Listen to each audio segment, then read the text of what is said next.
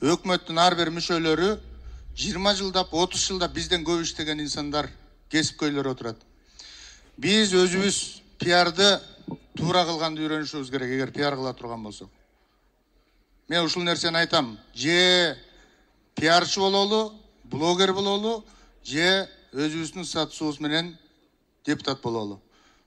Эми бул жерде мына коомдо дагы бир топ сөздөр айтылды.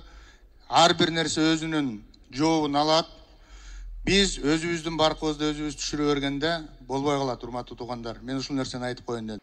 Ар бир депутат бул саясий фигура. Ал мыйзам чегинде иш алып барат, элдин алдында жооп берет. Биздин начальнигибиз, биздин чоңубуз эл. Башка тараптар өзүнүн ордун билиш керек.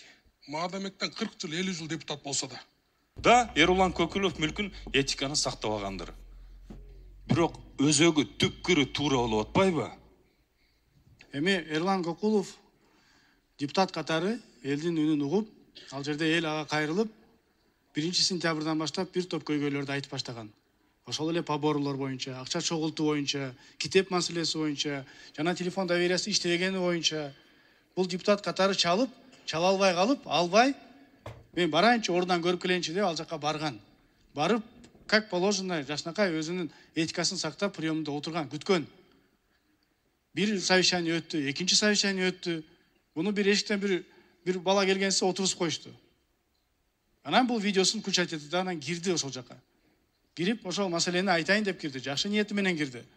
Маселени чечип коеюн деп кирди. Айтайын дегеним, бул жерде бир кыскартылган башка бир видео чыгып кетип атат. Бүгүн толук видеосун өзү чыгарат. Толук видеодо ошол жерде барыңыздар түшүнөсүздөр. Элдин көйгөйүн чечейин деп эле барган ал жерде. Эч башка маселе жок. Рахмат.